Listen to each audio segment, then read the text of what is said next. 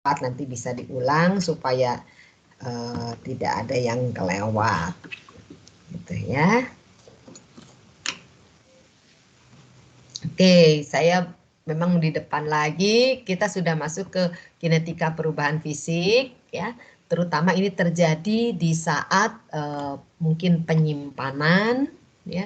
Mungkin penyimpanan tuh bisa penyimpanan di pabriknya, artinya di perusahaannya sebelum dikirim ke konsumen, bisa di dalam perjalanan menuju kepada konsumen atau kepada supplier, kemudian ke konsumen, bisa juga di tempat supplier atau di toko sebelum sampai atau sebelum dibeli oleh konsumen, bisa juga di tempat atau di rumahnya si konsumen sudah ada tetapi belum disantap. Ya, pokoknya artinya penyimpanan ini adalah sejak diproduksi sampai dikonsumsi. Itu kita sebut kategori penyimpanan. Ya. Nah, jadi bisa saja di situ terjadi perubahan. Nah, perubahannya bisa hanya karena fisik, tampilannya karena fisik, ya. Tapi sebenarnya terjadi prosesnya belum tentu peristiwa fisika, ya. Kalau peristiwa fisika misalnya rusak, contohnya rusak, apa ya? Kalau misalnya kalau gula gitu ya, gula tuh kan kristal-kristalnya cantik-cantik, kubus-kubus. Nah, misalkan karena dimasukkan dalam karung, kemudian karungnya ditumpuk-tumpuk, jadi bagian bawah dari si gula itu karena tertumpuk atau tertindih, jadi halus, jadi serbuk. Atau kristalnya tidak berbentuk kubus lagi, kan jadi nggak cantik ya. Nah, itu mungkin betul-betul perubahan fisika, hanya perubahan bentuk. Ya. Tapi yang dimaksud di sini tidak selalu perubahan fisika, tapi bisa juga sebenarnya perubahan kimia. Tetapi yang tampilannya akan terlihat secara fisik, tetapi sebenarnya peristiwanya peristiwa kimia. Itu bisa ya. Yang dimaksud di sini bisa macam-macam di antaranya itu.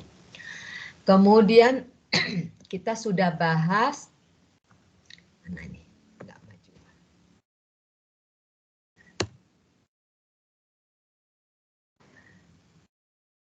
Nah, ya kok nggak maju ya. Klik-klik. Ah, kebanyakan kliknya.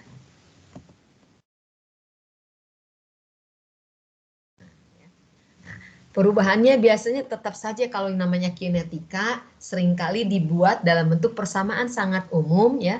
R kali ini konstanta, mungkin di dalamnya konstanta ini keseluruhan, kemudian konsentrasi. Ini persamaan yang sangat umumnya. Nah, nanti di dalam konstanta inilah yang isinya macam-macam yang turut mempengaruhi atau faktor-faktor yang mempengaruhi atau parameter-parameter yang mempengaruhi. Sebagai contoh misalnya ini ada temperatur gitu ya. Temperatur mempengaruhi, jadilah dia masuk di dalam satu konstanta di sini. Gitu ya. Jadi laju dipengaruhi oleh temperatur gitu ya dan banyaknya dari senyawa yang dimaksud gitu ya. Bu. Ya. Ini aku tidak ada share screen PPT-nya ya, Bu. Oh. Makanya tadi saya tanya. Tadi saya tanya udah share Tadi udah di awal sudah keluar ada. lagi Sudah gitu. Memang Bu, cuman hilang. Oh, ini nggak mau masuk ya, bentar. Betul panahnya jadi keluar lagi, tapi saya klik-klik nggak mau nih. Nah, sekarang sudah belum? Ya, Ibu, udah muncul. Oke, makasih. Nah, gitu ya, saya seneng. Jadi kalau ada apa-apa tolong langsung ya. Biar tahu nanti kalau enggak saya cerita aja panjang lebar, padahal kalian nggak melihat PowerPoint-nya atau nggak melihat slide-nya, jadi agak bingung. Nggak nyambung nanti ya. Terima kasih. Tadi Hairunisa ya? Oke, sekali lagi. Jadi laju reaksinya mungkin bentuknya macam-macam atau laju perubahannya mungkin macam-macam, tapi kadang sebagian besar nanti kalau kita lihat intinya adalah nanti laju reaksi R gitu ya berbanding atau dipengaruhi oleh konsentrasi zat yang berubahnya, konsentrasi sifat yang berubahnya gitu ya kita sebutkan di sini. Nah, yang di bagian depan ini adalah konstanta. konstantanya, tetapi bukan betul-betul nilainya apapun seperti itu ya. Tetapi di dalamnya terkandung ada satu besaran atau ada satu parameter atau ada satu variabel, misalnya kalau contoh di sini ada temperatur gitu ya. Jadi nanti laju perubahannya akan bernilai berapa tergantung kepada temperatur, misalkan begitu. Ya. Nah, jadi ini bukan betul-betul konstan tapi bergantung kepada temperatur. Jadi nilainya konstan pada temperatur tertentu gitu ya. Nah, jadi intinya atau kaitannya biasanya laju itu pasti bergantung kepada barang yang kita tinjau, misalnya apa ya? Misalnya kalau ada enzim ya, itu nanti bergantung kepada substrat yang akan diserang atau akan diurus oleh si enzim, misalnya begitu. Atau kalau misalnya ada zat kimia yang nanti akan terdegradasi, akan berubah, berarti laju bergantung kepada zat yang akan terdegradasi tadi gitu ya. Jadi yang maksud dengan C di situ adalah contohnya ke situ. Kemudian secara umum seperti itu. Ini kok enggak.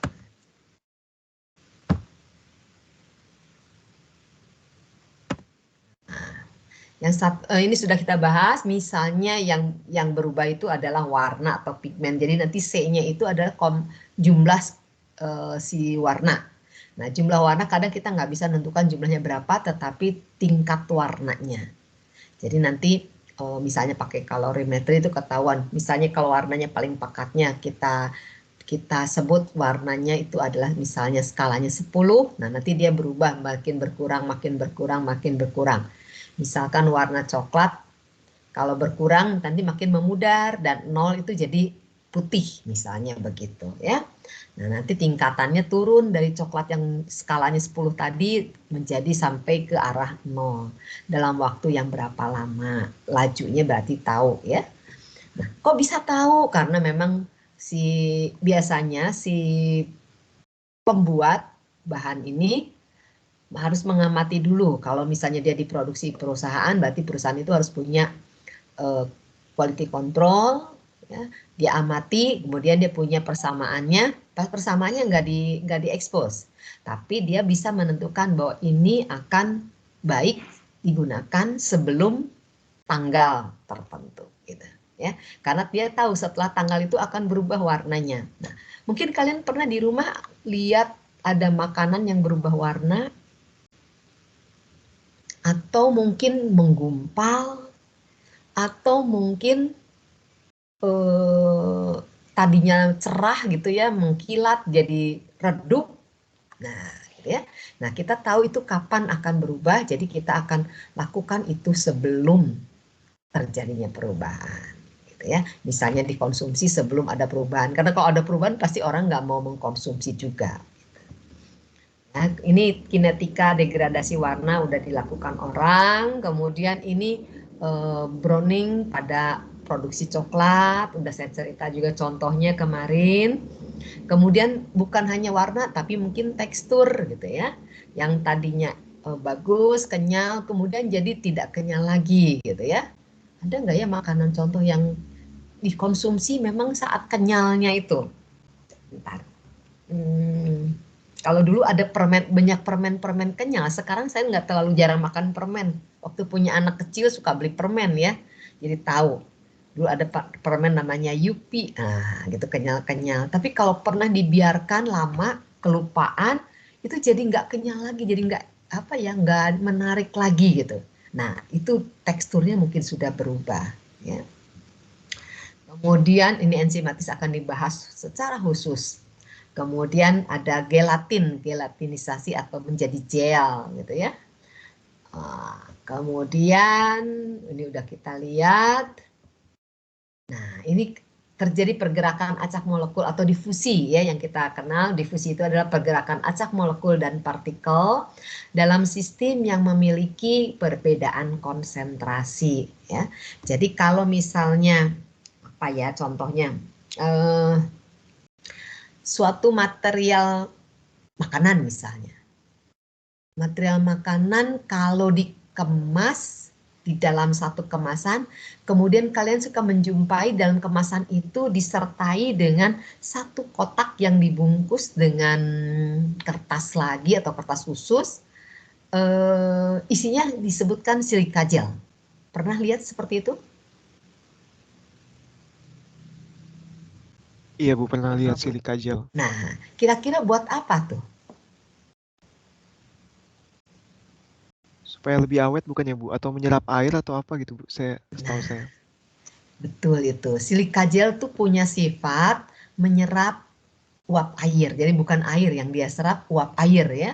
Nah, karena kalau air kita tahu kalau udah kering aman lah nggak ada airnya, kita suka berpikir seperti itu. Tetapi uap air kan di udara tetap ada. Nah, jadi mungkin si materi makanan ini akan lebih cepat rusak kalau dia menyerap air. Rusaknya bisa rusak nutrisinya, bisa juga rusak tampilannya. Ya. Nah, oleh sebab itu pada saat penyimpanan supaya lebih awet, maka di dalam kemasan dia disertai dengan silika gel. Harapannya memang waktu dikemas nanti divakum misalnya ya, divakum supaya tidak ada udara dan uap air itu kan adanya di udara ya. Nah, tetapi di samping itu juga mungkin misalnya tidak mungkin divakum sampai sampai nempel sekali kan kalau divakum suka ada kemasan tuh sampai nempel gitu ya, nggak ada lagi ruang untuk udara. Nah, mungkin tidak bisa juga makanan itu diperlakukan seperti itu. Jadi tetap di dalam kantong gitu ya. Kadang ada yang bahkan kantongnya dibuat bergelembung ya, seperti snack tuh kan sudah dibuat tetap bergelembung ya. Nah, kalau bergelembung kan pasti kita kasihkan udara di situ. Tetapi di dalam udara kan ada uap air. Nah, kita tidak ingin uap airnya, jadilah di situ disertakan misalnya bungkusan silika gel tadi. Gitu. Harapannya uap air yang ada di udara diserap oleh silika gel. Ya. Nah, kenapa begitu? Karena kalau tidak ada silika gel yang menyerap uap air, nah nanti uap air ini akan masuk ke dalam makanan, akan berdifusi. Ya. Kenapa? Karena kadar air di dalam makanan rendah, sementara udara di luarnya kadar airnya tinggi. Maka nanti dia akan berdifusi dari udara tadi masuk ke makanan. Ya. Nah, jadi difusi itu adalah pergerakan acak molekul ya, dan partikel di dalam sistem yang memiliki perbedaan konsentrasi. Tadi kan konsentrasi di makanan dengan di udaranya berbeda gitu ya. Nah, kapan dia akan masuk atau sampai sejauh mana dia akan berpindah itu sampai konsentrasinya menjadi sama antara di makanan dengan di udara. Nah, tapi barangkali makanan ini jangan sampai terlalu banyak uap airnya, kalaupun masuknya sedikit dia udah berubah misalnya. Jadilah pemakaian silika gel itu menjadi sangat penting. Beberapa waktu yang lalu saya lupa mahasiswanya angkatan berapa ya, kalau nggak salah mungkin angkatan 2007. Nah, setelah lulus dia punya usaha, jadi dia merintis usaha membuat sejenis silika gel. Ya. Nah, jadi kalau nanti ada bahan-bahan yang mau dikirim dari Jakarta ke Surabaya, dari Jakarta ke Bandung, itu di dalam satu kontainer gitu ya. Nah, ini bisa rusak atau khawatir rusak. Maka di dalam kontainer tadi harus diisikan bahan penyerap uap air. Nah, ada yang penyerap uap air. Kemudian dikhawatirkan teroksidasi, ada bahan penyerap oksidan atau penyerap gas oksigen yang dari udara. Nah, jadi nanti di dalam kontainer itu juga disertakan bungkusan material yang bersifat tadi menyerap oksidan dan menyerap uap air misalnya. Ya.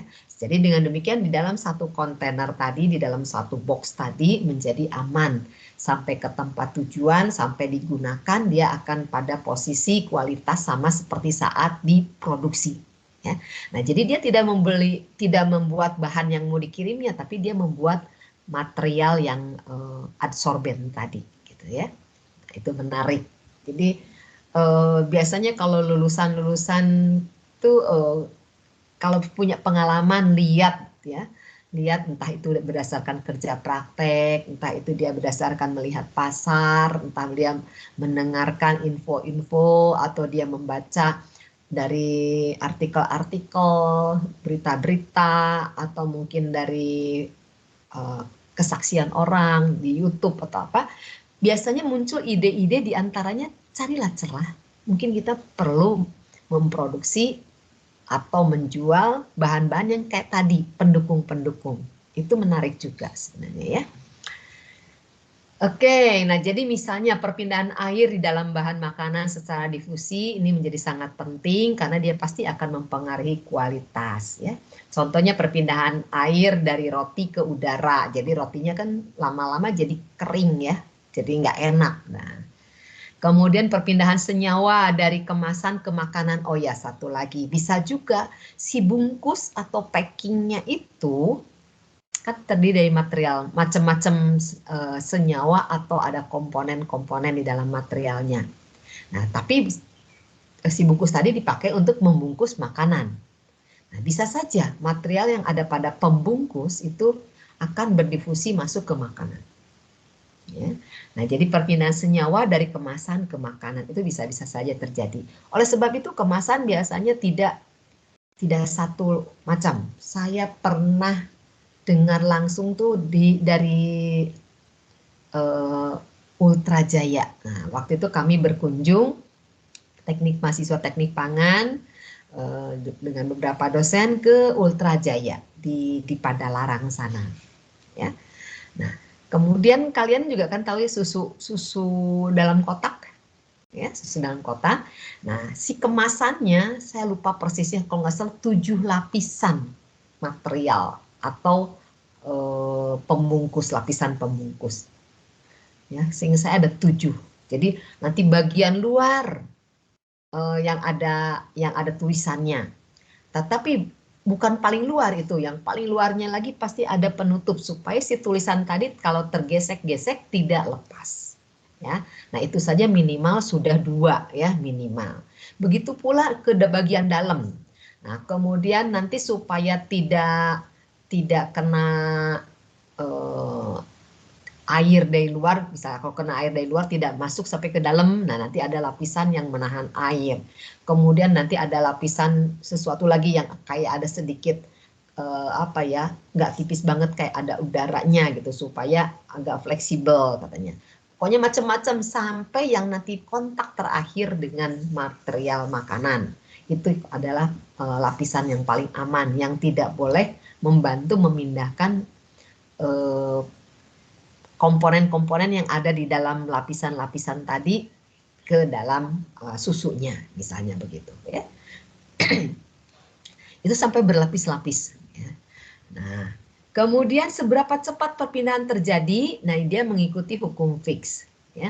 Ini lajunya, ini perbedaan konsentrasi. Jadi difusi baru terjadi kalau ada perbedaan tadi konsentrasi ya, ada perbedaan konsentrasi. Nah, ini perbedaan konsentrasi, ini jarak untuk yang harus ditempuh untuk sampai berpindah tadi. Nah, ini adalah koefisien difusi. Koefisien difusi itu untuk melihat atau suatu besaran yang bergantung kepada material yang akan berpindah tadi, dia pasti melewati sesuatu ya. Nah, seberapa mudah dia untuk lewat, nah, itu nanti bergantung kepada koefisien difusi tadi ya. Nah, koefisien difusi diantaranya ini, partikel di dalam pangan sering dianggap sebagai bola, katanya koefisien difusinya seperti ini ya, ada kaitannya dengan ini ada temperatur, ada konstanta gitu ya, macam-macam. Nah, udah nggak usah pusing-pusing, biarkan. Tetapi ada di antaranya nilai yang sudah berbentuk DF katanya. Jadi air pada temperatur ruang nilai koefisien difusinya sekian.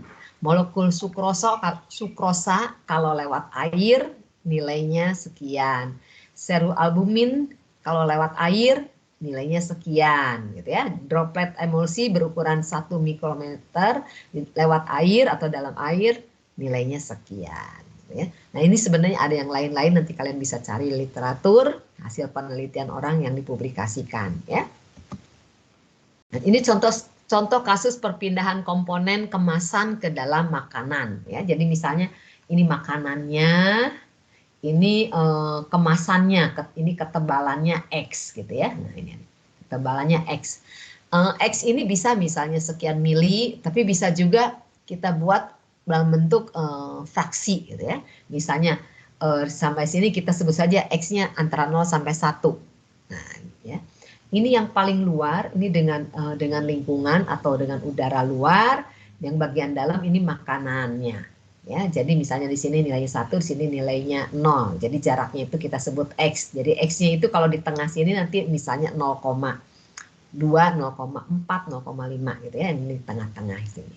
Bukan tengah persis ya, pokoknya yang di tengah. Difusi komponen pada ketiga arah gitu ya. Sebenarnya kan nggak hanya X ke sini saja. Kalau misalnya kemasan atau 3 dimensi itu kan ada sumbu X, ada sumbu Y, ada sumbu Z. Ya. Nah, nanti difusi komponen itu kalau ketiga arah seperti ini. Jadi ada sumbu X, sumbu Y, dan sumbu Z. Nanti ini akan cerita banyak di SOTP. Ya. Saya nggak tahu persisnya nanti di bagian bab yang mana ya. Nah, kemudian nanti kalau difusi ke arah X-nya saja, ini, ya, dan seterusnya. Ya. Kemudian kinetika kristalisasi. Jadi ini biasanya aplikasinya misalnya pada pembuatan kristal laktosa pada es krim. Nah, pembuatan es itu kan dari cairan ya, kemudian dikenakan suhu yang rendah, maka akan terjadi pembentukan pemadatan. Nah, padat itu kan terjadi kristalisasi, sebagian dari komponennya terkristalkan ya. Nah, jadi misalnya contoh yang disebut dengan kinetika kristalisasi itu adalah pembentukan kristal laktosa pada es krim, atau kristalisasi gula, atau kristalisasi amilosa misalnya. Nah, biasanya untuk kristalisasi tahapannya adalah ada dulu nukleasi, pembentukan nukleat inti ya. Nah, kalau misalnya homogen tanpa permukaan penginduksi, ini berarti kapan inti itu akan terbentuk itu sangat tergantung kepada temperatur.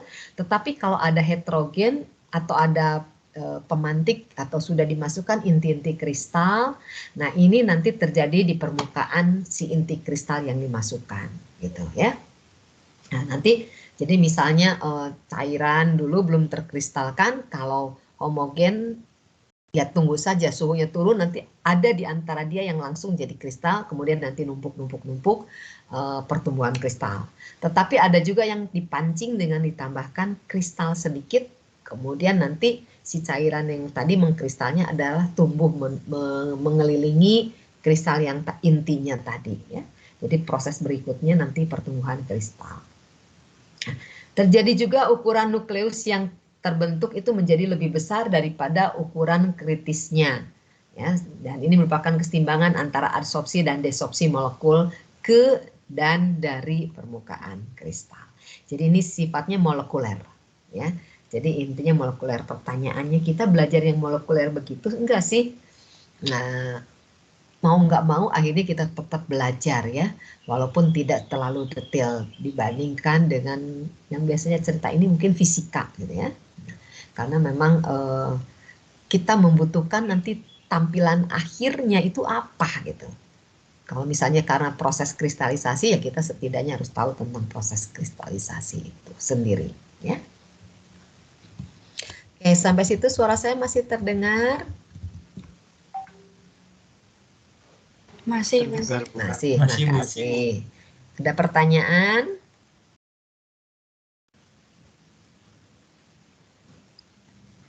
Oke, kalau nggak ada, oke, ini kira-kira kinetika dari kristalisasi seperti apa? Kalau tadi cerita saja, kalau kinetika sudah tentu kaitannya dengan persamaan ya.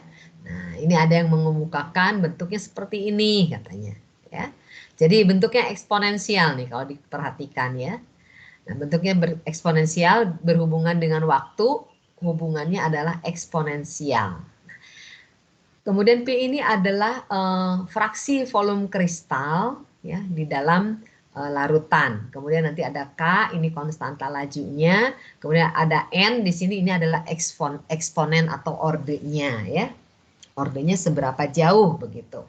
Nah, biasanya nilainya itu antara 0,5 sampai 4. Jadi contohnya ini adalah untuk lemak ya. Jadi seberapa banyak lemak yang memadat, yang mengkristal, persentase, kalau persentase berarti 0 sampai 100 ya, tapi ini digambarkan 0 sampai 40 saja. Ini dengan berjalannya waktu. Nah, nanti kalau diamati ternyata persen lemak yang memadat atau membentuk kristal tadi, inilah bentuk yang disebut dengan eksponensial. Ya. Jadi awalnya susah, kemudian dengan cepat, nanti terakhir susah lagi gitu, atau kecil lagi lajunya. Itulah kira-kira sifat dari eksponensial. Kemudian ada kinetika pertumbuhan mikroba. Nah, ini penting untuk diketahui bagaimana cara menghitung pertumbuhan mikrobanya pada makanan. Nanti tanya banyaknya ke Pak Wawan aja ya, supaya tidak keliru gitu. Saya tentang mikroba nggak paham, ya. Cuman tahu dikit sekali. Nah, baiknya kalau sedikit itu kan berbahaya. Biasanya orang tahu sedikit, terus cerita seperti banyak dan barangkali bahkan menyesatkan ya. Jadi mungkin nanti Pak Wawan yang cerita lebih banyak. Saya pegang mata kuliah ini dari awal, partnernya ganti-ganti, tapi partner yang satunya yang mengerti benar tentang mikroba dan enzim. Karena disitulah kelemahan saya ya. Saya pernah dengan Guntur, sekarang Mas Gunturnya sedang sekolah keluar, dengan Bu Helen, ya, dengan Pak Ukan, nah sekarang dengan Pak Wawan. Pokoknya saya nggak pede kalau cerita tentang mikroba dan enzim karena pengetahuan saya sangat sedikit di situ. Nanti cerita banyaknya kalian bisa tanyakannya pada saat pertemuannya dengan Pak Wawan ya. Kemudian nanti katanya pertumbuhan mikroba ini pasti bergantung kepada umur makanan ya. Kemudian mikroba ini juga bisa mengakibatkan terjadinya proses diantaranya mungkin fermentasi. Waktu saya kecil saya tinggal di satu daerah, sekarang daerahnya udah nggak ada, udah kegusur jadi jalan lingkarnya Kota Bandung. Saya tinggal pinggir jalan besar, kemudian kalau masuk ke dalam ke gang saya punya teman saya dulu temannya banyak dengan anak lingkungan rumah itu berteman dengan banyak orang gitu ya. Nah di antaranya salah satu anak teman saya itu orang tuanya punya disebutnya pabrik tempe dan oncom gitu ya. Nah kalau makanan Bandung ada tempe ada oncom ya. Nah, jadi saya senang suka ke situ lihat bagaimana si ibu atau si tante omnya ini membuat tempe dan oncom gitu ya. Nah, bagi saya saat itu sangat senang kalau dia sedang membuat oncom atau memperlihatkan atau saya bisa lihat oncom karena oncom itu warnanya orange. Dulu saya nggak ngerti, ternyata kalau kita punya nasi misalnya dibiarkan itu tumbuhnya juga jamurnya banyak yang orange. Nah, nama jamurnya nanti tanya Pak Wawan ya. Saya ingatnya dikit tapi takut keliru juga. Ya. Nah, kemudian dan nanti ada tahapan si kacangnya direbus dulu, kemudian ditempatkan di satu tempat. Nah, semuanya kenapa ada tahapan-tahapan seperti itu? Nah, karena tujuannya ingin menumbuhkan mikroba tertentu atau jamur tertentu yang spesifik. Misalnya kalau tempe ya harus jamurnya untuk jadi tempe. Kalau untuk oncom ya untuk oncom tadi. Tidak boleh campur aduk nggak karuan gitu ya. Nah, berapa lama membuat tempe, berapa lama membuat oncom gitu. Saya juga dulu kok ini nggak jadi-jadi ya karena saya suka datang ke situ main kemudian dilihat belum warna oranye karena saya dulu seneng yang oncom karena warnanya orange gitu bagus ya. Kok belum tumbuh? Nah, ternyata nanti pertumbuhannya kan bergantung kepada pH, bergantung kepada kekuatan ion atau aktivasi air dan masih banyak pengaruh dari bla bla bla bla bla gitu ya. Jadi lajunya kecepatan pertumbuhannya seperti apa bergantung kepada banyak hal. Skema pertumbuhannya sama, mirip-mirip juga ya, kayaknya eksponensial. Kalau diperhatikan gini kan kayak eksponensial. Tepatnya nanti akan diceritakan oleh Pak Wawan ya. Kemudian ada kinetika mikrobial inaktivasi. Nah, ini juga sebenarnya mirip-mirip juga mikroorganismenya supaya kalau diharapkan tumbuh baik ya kondisi harus apa? Kalau misalnya diharapkan tidak tumbuh baik kondisi harus apa gitu ya. Jadi tergantung tujuannya mau kemana. Nah, umumnya adalah kalau diperhatikan dia berorde 1. Ya, kalau 1 berarti eksponensial tadi ya. Nah, ini tanda ini ln atau log itu tanda eksponensial kan kebalikannya eksponensial. Kemudian ini ada beberapa hasil penelitian yang menunjukkan kinetika reaksi inaktivasi dari mikroorganisme.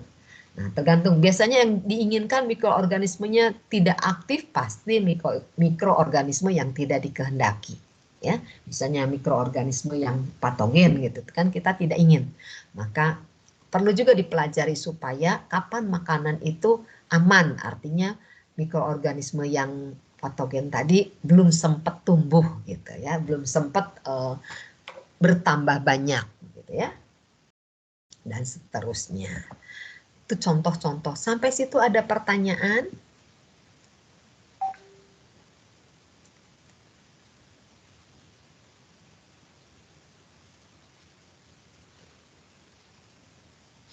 Oke, ada pertanyaan kah?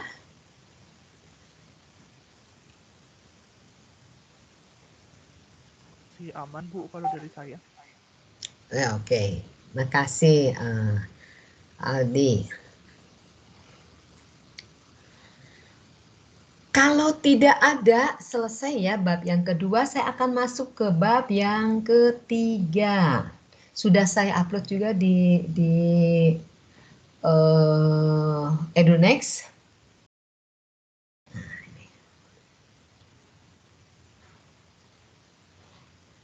Biasanya kalau ganti file suka nggak kelihatan, saya ulangi aja. Sudah terlihat?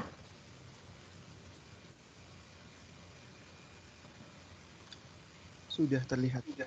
Ya, oke, makasih. Ya, oke.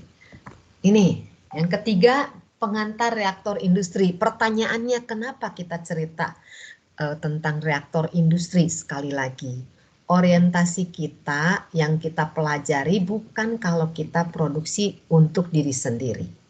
Ya. Untuk kita konsumsi, keperluan diri kita sendiri sudah cukup, tidak. Tapi gimana kita memproduksi skala besar. Ya, kalau orang teknik kan berpikirnya ke situ. Saya jadi ingat di awal pandemi ada di TV diwawancarai anak muda, karena anak muda sekarang kan tidak atau sangat jarang sekali yang punya cita-cita jadi petani, ya. Tetapi di masa pandemi karena sulit mencari pekerjaan, baru lulus ya, sulit mencari pekerjaan, kemudian yang bekerja juga dirumahkan atau WFH. Nah, yang WFH tuh tidak semua orang bisa melakukan aktivitas WFH. Sebagai contoh, kalau orang kerjanya di bengkel, kalau WFH apa yang dia kerjakan? Kan nggak bisa ya. Nah, kemudian ada anak-anak muda diwawancarai, akhirnya dia membuka kebun. Nah, di awal-awal pandemi kan banyak yang ibu-ibu juga berkebun di rumahnya ya. Nah, adik saya tuh sampai rumahnya penuh dengan bunga, daun yang cantik-cantik gitu. Karena di rumah saja, jadi harga tanaman jadi meningkat karena ternyata orang-orang juga jadi banyak yang berkebun. Tetangga saya sebelah juga membereskan pekarangannya dijadikan taman gitu ya. Nah, jadi banyak orang berkebun. Nah, di antaranya yang diwawancara itu anak muda. Yang dia terapkan adalah dia tidak hanya berkebun untuk mendapatkan hasil dikonsumsi sendiri. Tapi yang dia lakukan adalah bagaimana berkebun tadi membuat produksi yang banyak sehingga dia bisa jual. Pertamanya dia jual ke tetangga yang tidak punya tanaman yang seperti dia miliki. Nah, tetapi karena ini adanya di daerah Lembang begitu ya, daerah kita mungkin kalau di Jawa Barat Puncak gitu ya. Nah, pokoknya daerah-daerah yang memang mata pencaharian penduduknya adalah berkebun, maka yang nggak laku. Nah, dia juga berusaha untuk bagaimana menjual ke kota besar. Ya, menjual ke kota besar produk-produknya. Jadi dia harus berkebun, bercocok tanam, supaya produktivitas tanamannya itu tinggi. Gitu, ya. Nah, jadi dia berusaha membuat tanah yang sempit tadi, tapi produktivitasnya tinggi. Gitu ya. Nah, kalau tujuannya adalah untuk menjadi mata pencaharian, tujuannya adalah untuk mendatangkan keuntungan uang, pasti diproduksinya tidak dalam skala yang sedikit. Gitu ya. Nah, pasti harus diproduksi dalam skala yang agak besar karena kan mau dijual namanya juga. Jadi harus banyak gitu ya. Nah, begitu pula dengan kita. Teknik pangan itu orientasinya adalah untuk bisa jadi memproduksi dalam jumlah banyak. Oleh sebab itu, bab ketiga saya masukkan pengantar reaktor industri. Jadi, kalian sudah belajar reaktor banyak di laboratorium, tapi skalanya kan kecil. Ya, jadi kita harus berpikir kalau skalanya besar bagaimana? Nah, ternyata skala kecil yang dibesarkan tidak mungkin. Saya lupa di kelas yang mana saya pernah cerita ya. Beberapa waktu yang lalu, kira-kira tahun 2009-2010, saya kedatangan dari kepolisian. Ya. Jadi biasanya kan kalau tujuannya mau ke ITB, dia cari di website, cari pintunya lah begitu. Waktu itu pintunya ke LAPI ITB. Dari LAPI ditunjukkan ke FTI. Nah, saya waktu itu di kantor FTI. Jadi saya langsung ketemu dengan saya. Nah, saya tanya maksud kedatangan Pak Polisi ini apa. Nah, rupanya dia sedang menangani satu kasus, ada industri yang meledak. Ya, industri kalau nggak salah di daerah Karawang atau Bekasi, pokoknya di daerah barat ya. Tapi kan kelompoknya atau daerahnya masih masuk ke Jawa Barat. Nah, ibu kota Jawa Barat kan Bandung, jadi dia terpikirnya ITB begitu ya. Saya tanya dulu maksudnya sehingga saya nanti bisa menyarankan atau bisa menghubungkan ini dengan siapa gitu ya. Nah, dia cerita. Jadi ada industri yang meledak. Kemudian polisi ini menangani. Nah, waktu diinvestigasi, diinterogasi yang punya usaha ini, dia menyalahkan bengkel yang membuatkan peralatannya. Kemudian si orang bengkelnya dipanggil tadi, dia menyalahkan yang memesan barang kepada dia. Dia memesan barang berdasarkan permintaan begini gitu ya, udah saya kerjakan seperti itu. Jadi nggak ada yang bisa disalahkan atau nggak ada yang bisa bertanggung jawab gitu ya. Nah, karena ini bentuknya adalah industri tadi, ini ada bahan kimia, jadi dia datang ke ITB. Akhirnya waktu itu saya setelah mendengar itu saya ini kalau yang seperti ini maka saya kenalkan kepada dosen yang mengajar mata kuliah safety waktu itu Pak Aziz Trianto. Jadi saya hubungkan, saya minta Pak Aziz untuk langsung ketemu dan diskusi dengan Pak Polisi ini, kemudian akhirnya janjian dan meninjaulah ke tempat, ke lokasi kejadian gitu ya. Cuma saya pesan aja ke Pak Aziz nanti cerita ya ke saya supaya saya punya bahan juga mengapa ini kejadiannya apa dan karena apa. Saya agak kepo saja ya. Kenapa? Karena saya ini dosen. Kalau dosen kan bisa dijadikan salah satu contoh atau contoh kasus lah, betul, contoh kasus real pada kuliah-kuliah gitu ya. Nah, rupanya orang ini yang punya perusahaan ini latar belakangnya adalah manajemen. Orang manajemen merasa dia kalau bisa punya duit, bisa bikin usaha, maka dia bisa punya perusahaan membuat. Pembuat apa? Karena dia nggak tahu bagaimana, terfikirnya adalah membuat minyak atsiri. Ya, membuat minyak atsiri. Nah, minyak atsiri ini minyak yang nanti banyak digunakan untuk campuran parfum misalnya ya, atau untuk campuran yang lain-lain lah. Pokoknya dia memproduksi minyak atsiri untuk dia bisa jual dan bahkan dia ekspor gitu ya tujuannya. Nah, kemudian bagaimana dia mau membuat pabrik?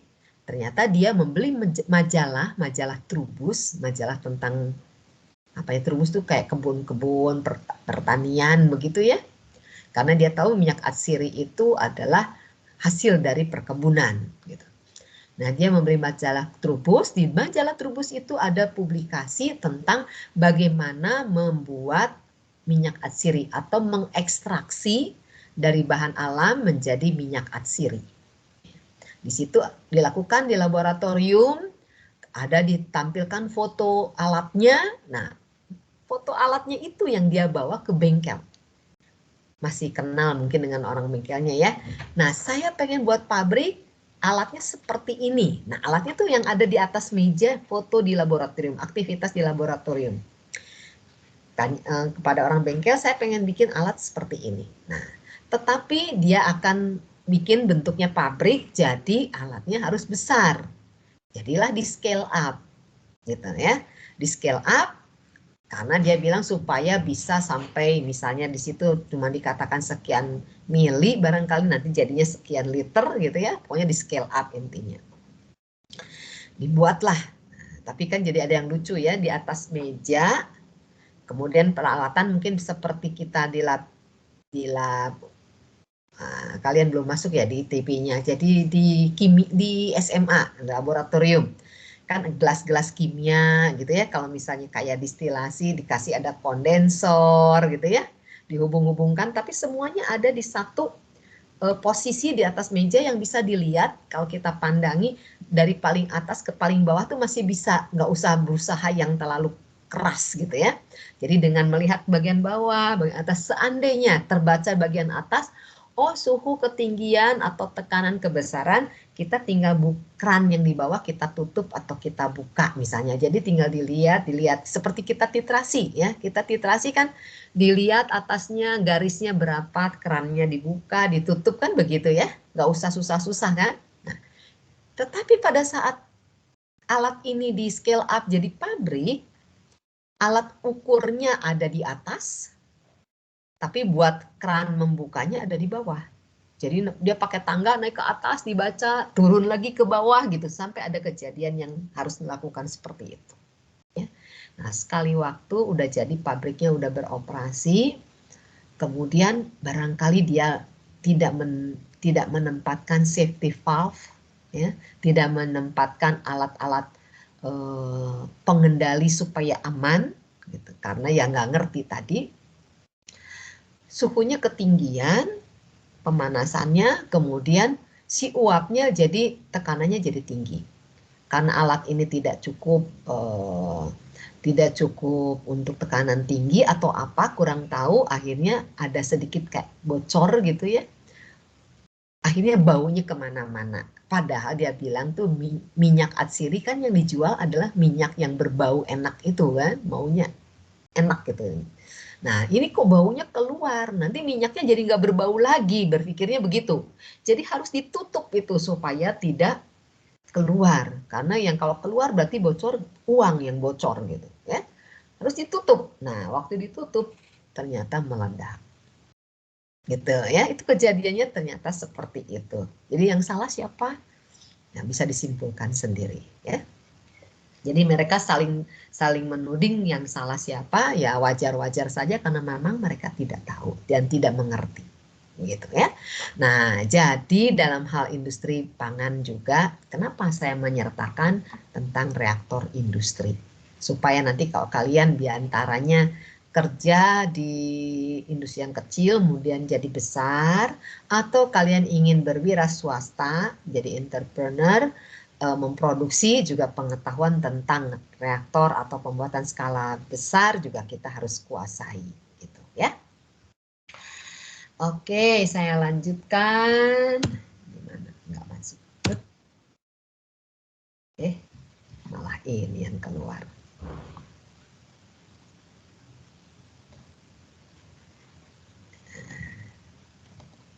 Iya, oke.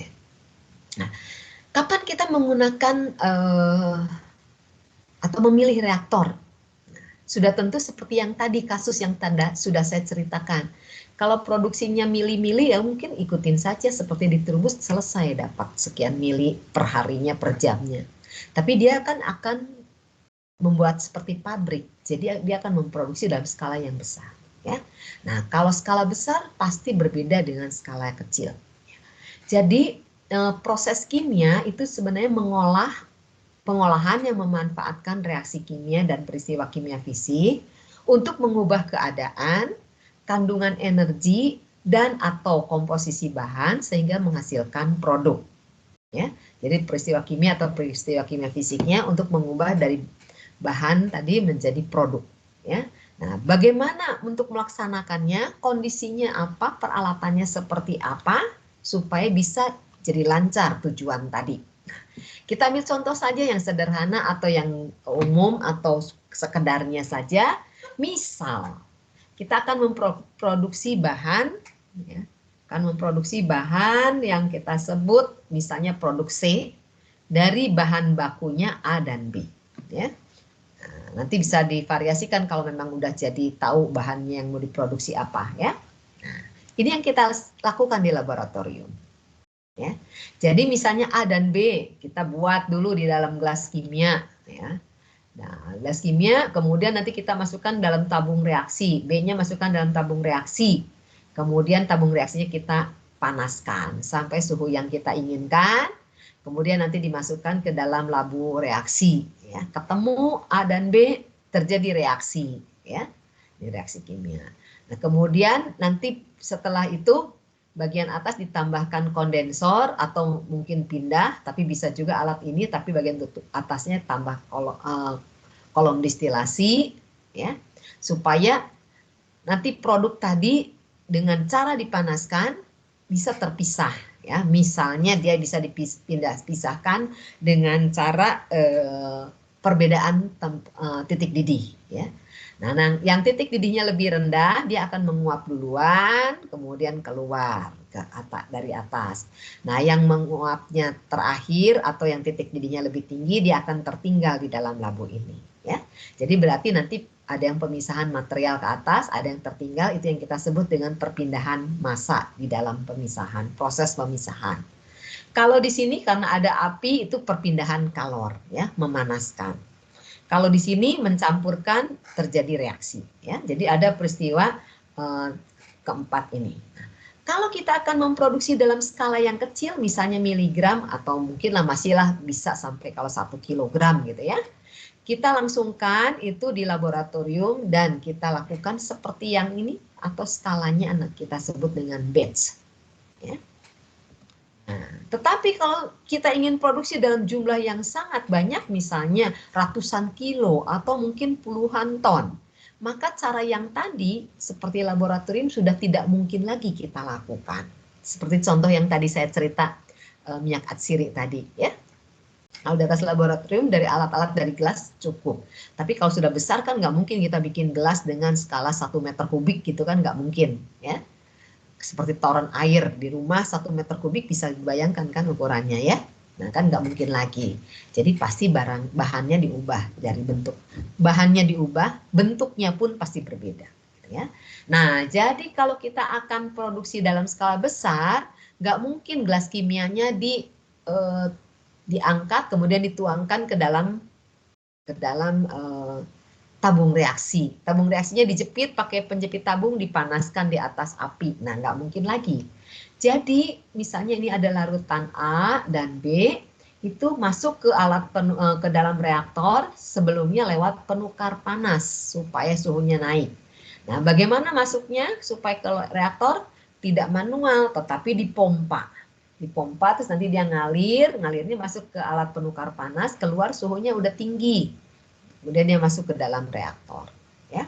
Nah, reaktor ini nggak mungkin dilengkapi dengan kolom distilasi setelah selesai reaksi. Nah, biasanya setelah dari reaktor dialirkan lagi masuk ke dalam kolom distilasi. Nanti yang titik didih rendah keluarnya di bawah, titik didih titik didih rendah di atas, titik didihnya yang tinggi di bagian bawah. Ya. Begitu pula B sama, ya. Jadi pengiriman, perpindahan kalor, reaksi kimia, dan perpindahan massa itu pasti alatnya berbeda untuk yang skalanya kecil. Ya. Nah, jadi kira-kira itu pasti mengubah dari skala kecil ke besar itu berbedanya banyak. Ya, perbedaannya banyak. Gambar ini sudah menunjukkan. Ya. Jadi yang tadi lihat dari trubus di atas meja kemudian terjemahkan ke bengkel hanya lihat dari trubus saja itu tidak mungkin, tidak bisa. Ya. Oleh sebab itu kita coba belajar mengenalkan apa itu reaktor industri. Jangan hanya berpaku pada skala laboratorium saja. Ya. Nah, oke, jadi mode operasi dari pabrik kimia itu ada 2, batch dan sinambung. Ya. Batch itu adalah kita mengumpankan atau memuatkan bahan-bahan mentah yang akan direaksikan atau akan diproses gitu ya Kemudian dibiarkan terjadi proses, setelah masuk semua, setelah itu diambil produknya atau dikeluarkan. Jadi pengumpanan, pereaksian, dan pengambilan produk itu berselang-seling atau berurutan sepasang, kemudian setelah dikeluarkan baru memasukkan kembali, reaksi kembali, pengambilan lagi ini untuk yang keduanya, kemudian dibuka keluar semua, sekarang yang ketiganya gitu ya. Nah, itu yang kita sebut dengan partaian atau batch. Jadi bejana pemroses diisi dengan bahan-bahan mentah, dioperasikan sampai pengolahan tuntas, kemudian dikeluarkan atau dibongkar produknya. Nah, ini kadang dicuci, dibersihkan dulu, kemudian diisi lagi oleh bahan-bahan mentah yang berikutnya. Jadi dan seterusnya dan seterusnya. Nah, kenapa kalau skalanya besar nggak bagus batch? Karena coba perhatikan, memasukkan, mengoperasikan, mengeluarkan, mencuci atau membersihkan. Kalau tidak usah dibersihkan, oke, ada 3 saja. Nah, di antara 3, betul-betul yang terjadi proses itu adalah mengkonversikan, yang tengah. Ya. Jadi memasukkan, waktu loading, ya, kemudian reaksi atau proses, kemudian unloading. Nah, jadi yang benar-benar prosesnya itu hanya yang 3 ini, yang nomor 2 ini dari yang 3. Yang ini kan baru peristiwa persiapan, ini baru peristiwa membereskan gitu ya. Nah, jadi kalau misalnya ini butuh waktu 1,5 jam, ini 1 jam, ini setengah jam, maka kita efektifnya hanya 1 jam. Loading dan unloading itu nggak efektif. Ya, jadi 2 jam habis waktu, tapi betul-betul prosesnya atau reaksinya hanya 1 jam. Nah, jadi banyak membuang waktu. Oleh sebab itu kalau skalanya besar, biasanya tidak dilakukan dengan batch lagi. Ya. Tetapi dengan proses yang sinambung. Jadi bahan mentah mengalir terus seperti yang tadi gambarnya. Jadi seperti ini mengalir terus, ini mengalir terus, ini juga mengalir terus sampai ke sini. Ya. Jadi prosesnya adalah kontinu. Ya. Jadi bahan mentah mengalir secara sinambung terus-menerus, pengolahan secara terus-menerus, produk mengalir keluar juga secara terus-menerus. Jadi selama 24 jam misalnya, atau yang kayak tadi selama 2 jam, efektif semua. Karena selama 2 jam tadi ada proses konversinya. Gitu ya. Jadi reaksinya dilakukan secara 24 jam. Contoh lain, bukan kalau industri kimia begitu. Nah, contoh lain juga industri tekstil. Tekstil bisa bayangkan ya. Nah, kalau dulu membuat sarung, coba kalian perhatikan, membuat sarung tuh bulat, bikinnya satu-satu. Nah, sekarang bikin sarung tuh meteran, nanti dipotong untuk jadi satu sarung, dijahit. Nah, udah jadi satu sarung, tapi bikinnya meteran. Dulu saya waktu kecil, waktu saya SMP, saya punya teman saya ini bekerja, keluarganya atau orang tuanya bekerja di pabrik tekstil. Nah, si bapaknya. Nah, si ibunya dan anak-anaknya sekalian. Jadi dipercaya kerja di pabrik tekstil tadi untuk tinggal di rumah yang ada dekat pabrik tadi. Di dekat pabrik tadi ada satu rumah yang bisa dihuni oleh satu keluarga. Nah, teman saya tinggalnya di situ. Jadi saya sering ke situ. Apalagi saya seneng kalau weekend. Hari Minggu tuh pabriknya tutup. Nah, saya misalnya mau bikin PR bersama, ikut masuk ke dalam, lihat pabrik tekstil yang berhenti tadi. Jadi saya orangnya agak kepo gitu ya. Kalau lihat, oh bayangkan ini nanti bikin sarung tuh karena di dalam mesin itu waktu diberhentikan benang-benangnya masih ada, terus kadang di pinggirnya atau di tempat yang lainnya udah ada tertumpuk sarung-sarung gitu ya. Jadi saya langsung berimajinasi saja, oh ini dibikin, terus nanti udah selesai ditumpuk sana gitu. Saya nggak tahu dari dulu saya seneng berimajinasi. Kalau lihat sesuatu tuh langsung bayangkan, gabung-gabung tuh dari kecil saya suka yang seperti itu. Jadi sampai sekarang masih terbayang, jadi bikin sarung satu-satu gitu ya, kemudian selesai. Tapi karena satu mesin untuk satu sarung saja, begitu hari Minggu atau malam pekerjanya tutup, tinggal dimatikan mesinnya. Itu yang benang yang sedang teranyam tadi ya dibiarkan saja. Ya, mungkin sama dengan pembuatan sarung songket atau sarung-sarung apa tradisional di Indonesia, itu kan kurang lebih seperti itu. Jadi kalau ibu-ibu sedang bikin, kemudian udah sore atau mau masak dulu, itu kan ditinggal saja. Kemudian nanti diulang, kalau sudah selesai datang lagi untuk dilanjutkan lagi. Mirip seperti itu. Itu yang disebut dengan proses batch, karena bikinnya satu-satu. Nah, kalau sekarang enggak, di pabrik tekstil itu bikin sarung meteran sampai nggak tahu satu kali ngerannya itu meterannya berapa ratus meter, nggak tahu. Nah, nanti dipotongin jadi satu sarung. Ya, jadi kalau sarung sekarang pasti ada jahitannya gitu. Jadi itu yang disebut dengan dulu tekstilnya sistem batch, sekarang pabrik tekstilnya adalah sistem continue. Jadi pabrik tekstil sekarang bekerja selama 24 jam. Pegawainya ganti-ganti sesuai dengan shiftnya, tapi mesinnya jalan terus. Gitu ya. 24 jam selama sekian hari dalam 1 tahun. Nah, liburnya biasanya kan libur lebaran saja sekalian gitu ya. Jadi berarti dia bisa beroperasi sampai 300 hari dalam setahun. Ya, kemudian zat kimia yang volume produksinya besar, biasanya produksinya kecil, biasanya di bawah 5 ton per hari, umumnya bisa saja dioperasikan, dibuat secara partaian. Ya. Tetapi kalau lebih dari itu, mungkin secara sinambung. Jadi untuk zat-zat aditif, misalnya kalau di pangan itu ada vanila gitu ya. Nah, itu kan kalau kita pakai vanila sedikit ya. Kemudian pewarna. Nah, pewarna juga kita memakainya kan nggak banyak, paling sedikit sekali sudah cukup untuk satu makanan yang jumlahnya banyak. Gitu. Nah, pembuatan zat-zat aditif seperti itu biasanya dilakukan secara batch, karena kebutuhannya sedikit.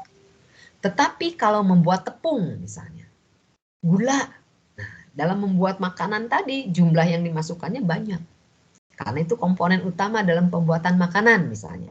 Maka dilakukannya adalah secara kontinu. Tepung, gula, mungkin margarin, minyak goreng contohnya ya, susu. Nah, itu pasti dibuat dalam skala yang banyak, jadi prosesnya adalah kontinu. Tapi kalau aditif-aditif mungkin prosesnya adalah batch. Gitu ya. Nah, pertanyaannya ada enggak yang jumlahnya butuhnya banyak, tapi ternyata nggak bisa dibuat skalanya adalah continue. Bisa bayangkan nggak? Produksi sesuatu tapi kelihatannya susah kalau diteruskan continue gitu. Tapi pengennya jumlahnya banyak.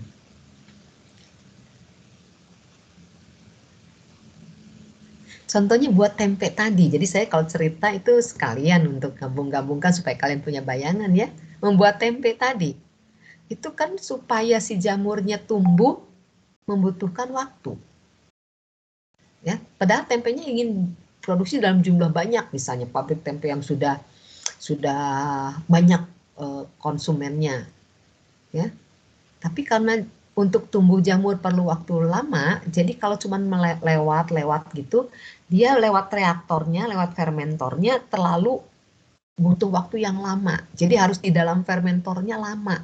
Nah, kalau continue di dalam fermentornya lama, berarti ukuran fermentornya harus besar. Karena dia mengalir melewati fermentornya lama, jadi ukuran fermentornya harus besar. Nah, itu tidak mungkin bikin yang besar karena nanti tidak ekonomis. Nah, jadilah walaupun kebutuhannya banyak, tetap diproduksi dalam skala batch. Ya, jadi ada yang produksinya banyak tapi tetap skalanya adalah batch. Ya. Oke, nanti saya cerita yang lain lagi sebagai contohnya. Kemudian, oke. Nah, jadi tentang reaktornya, kalau tentang proses-proses yang lain nanti di mata kuliah yang lain ya. Jadi tentang reaktornya. Definisi reaktor itu tempat berlangsungnya atau untuk melangsungkan reaksi kimia. Nah, berdasarkan aliran masukan dan keluaran, maka reaktor dibagi menjadi dua.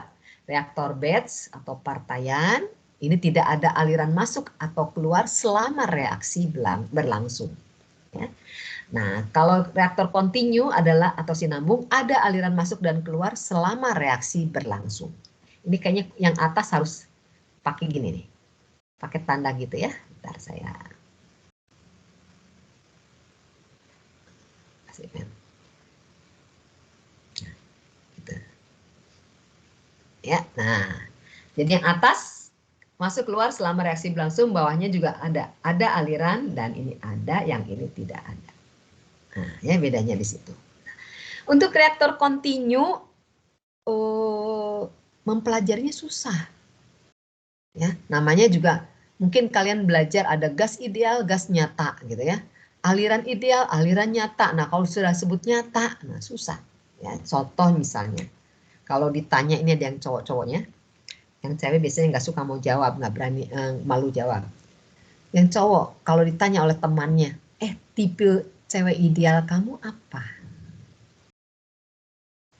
Cewek idealnya tipenya apa? Oh, saya misalnya yang tinggi, kemudian tidak gemuk misalnya. Atau ada orang yang senang sebaliknya, yang bisa saja. Kemudian kulitnya putih, rambutnya panjang, misalnya begitu ya. Nah, kan bisa didefinisikan. Idealnya ini. Nah, apakah dia bisa mencapai keinginan menemukan orang yang idealnya tadi itu ada pada satu orang? Jawabnya susah. Pasti ada yang tinggi tapi tidak kurus atau agak gemuk. Ada yang tinggi badannya proporsional, misalnya nggak kurus nggak gemuk, bagus, tapi rambutnya mungkin nggak bagus untuk panjang, jadi dia nggak pernah rambutnya panjang. Atau mungkin bagus semuanya tapi kulitnya tidak putih. Itu pasti ada yang kurang saja. Saya ingat beberapa waktu yang lalu, Pak Tatang, candaan aja. Ada orang katanya, dilihat dari matanya bagus, dilihat dari hidungnya, kurang bagus, dilihat dari pipinya kurang bagus. Tapi kalau dilihat keseluruhan, jadi manis. Nah, itulah kebesaran Tuhan. Ya, jadi ada orang yang nggak puas dengan misalnya hidungnya karena tidak mancung, kemudian dia ubah jadi mancung. Setelah jadi mancung malahan jadi nggak bagus, karena Tuhan udah ngasih proporsionalnya ini begini gitu ya, barangkali begitu. Nah, tapi jelas kalau ideal itu sangat susah untuk dipenuhi, semuanya harus gini itu susah untuk dipenuhi kalau ideal ya. Nah, jadi kita juga sama belajar reaktor yang ideal saja dulu ya. Karena bisa didefinisikan ini gitu maunya. Tapi itu angan-angan saja. Belum tentu kenyataannya bisa dapat seperti itu. Gitu ya. Oleh sebab itu belajar reaktor kontinu itu yang dipelajari yang pertama adalah ideal. Begitu pula reaktor batch. Yang kita pelajari itu biasanya yang ideal. Nah, nanti setelah yang ideal dikuasai, maka kita belajar reaktor yang non-ideal atau reaktor nyata. Nah, tetapi untuk pangan ini saya hanya mengajarkan reaktor ideal saja, yang nyata enggak. Tapi kalau nanti di teknik bioenergi saya mengajarkan reaktor yang nyata juga selain yang ideal ya. Oke, reaktor kontinu ideal nanti kita akan bahas atau kita akan lihat ada dua yang disebut dengan ideal. Yang satu adalah plug flow reaktor atau reaktor bahasa Indonesia reaktor aliran sumbat atau RAS. Ini tidak ada pencampuran ke arah aksial.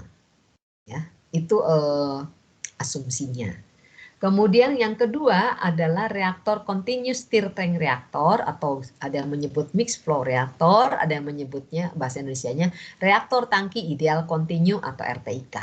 Nah, kalau ini pencampurannya sangat sempurna. Jadi kita belajar yang tidak ada pencampuran ke arah aksial, satunya lagi pencampurannya sempurna. Jadi dua hal yang ekstrim saja. Karena ideal kan harus bisa didefinisikan ya. Satu saya suka menyebutkannya satu ekstrim kiri, satu ekstrim kanan. Nah, reaktor nyatanya ada di antara ekstrim kiri dan ekstrim kanan tadi. Gitu ya. Oke, nah ini reaktor batch. Contoh ada fotonya, ada skemanya ya. Jadi reaktor batch ini skala laboratorium nih.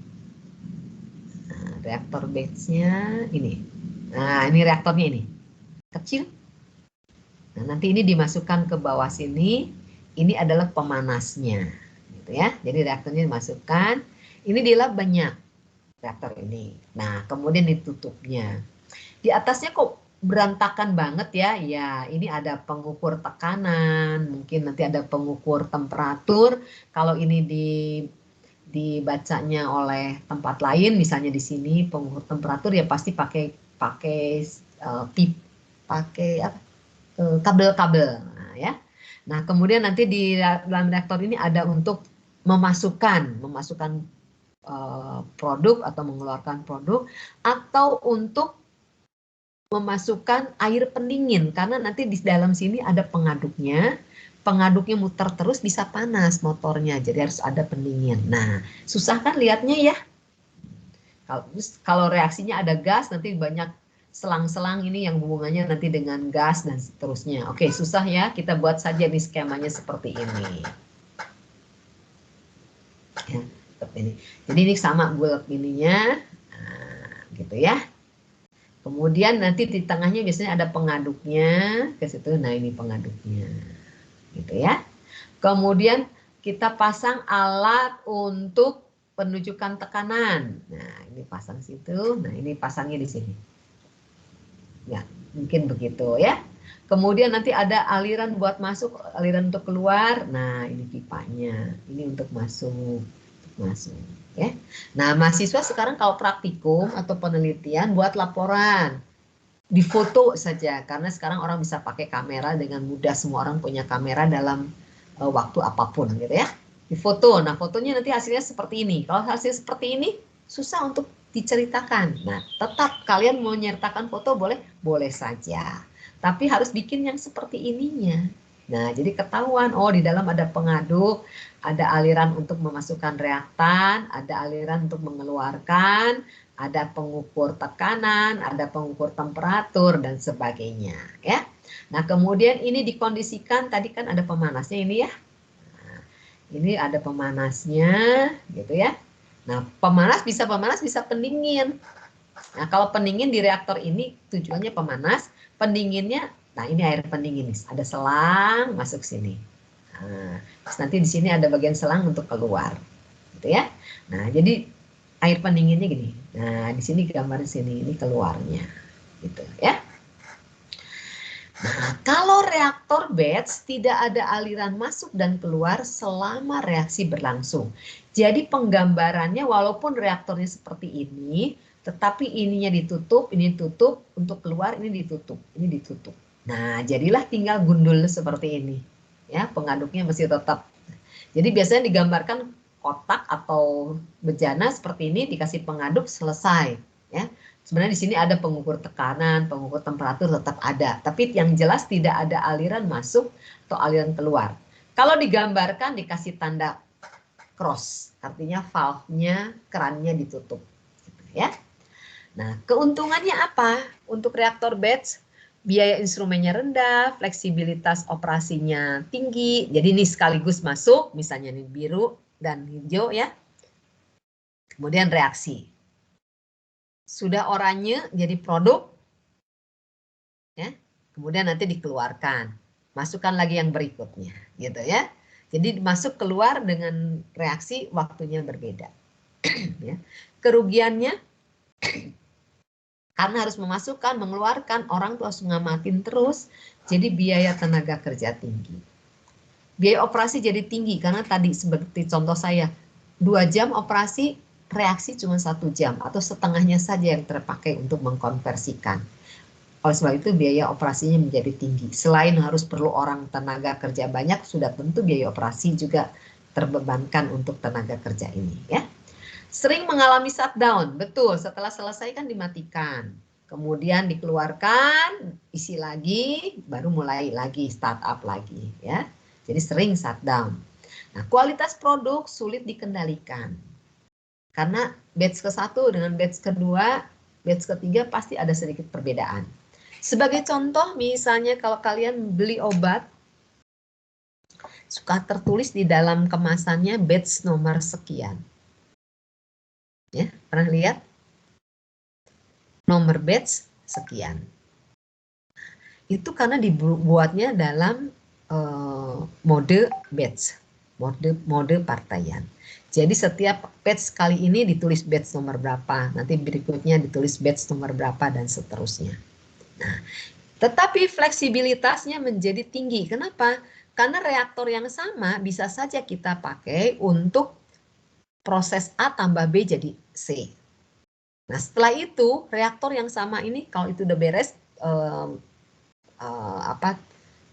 targetnya, pesanannya misalnya sejumlah 1 ton selesai. Nah, berikutnya reaktornya gitu kita bisa pakai untuk reaksi yang lain.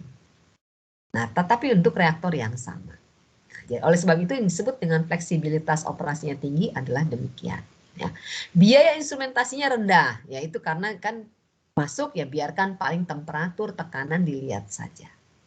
Ya, tetapi berbeda dengan yang kontinu, itu harus pakai instrumen yang bagus dan ada sistem pengontrolan yang bagus, ya supaya kontinunya bagus, betul-betul stabil, betul-betul steady, betul-betul tunak. Ya. Oke, sampai situ ada pertanyaan?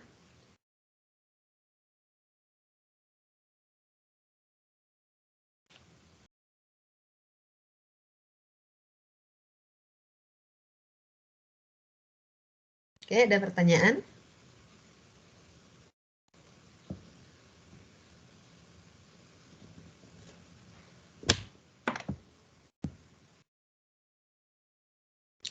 Kalau tidak ada, saya lanjutkan.